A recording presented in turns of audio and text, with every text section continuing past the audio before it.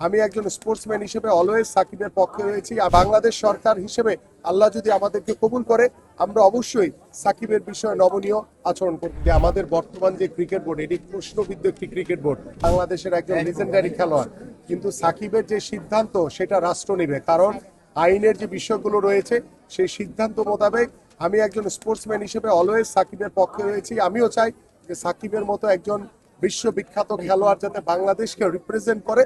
But সাকিবের দ্বারা যে ভুলগুলো হয়েছে বিগত সময়, সেগুলো রাষ্ট্র বিচার বিশ্লেষণ করে তাকে আইনি প্রক্রিয়ার মাধ্যমেই কিন্তু তাকে দেশিয়ে এনে সে যদি ভবিষ্যতে বাংলাদেশের হয়ে খেলার ইচ্ছা পোষণ করে এবং বাংলাদেশ সরকার হিসেবে আল্লাহ যদি আমাদেরকে কবুল করে, আমরা অবশ্যই সাকিবের বিষয়ে নমনীয় আচরণ করবো ইনশাআল্লাহ।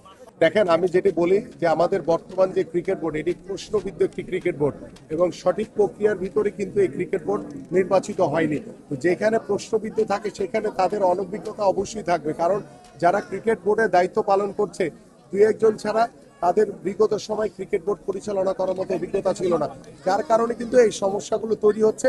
এবং আশা করি যে আমরা এই ক্রিকেট বোর্ডের সাথে আল্লাহ যদি আমাদেরকে কবুল করে ভবিষ্যতে বসে এইগুলো সমাধান করবো ইনশাআল্লাহ।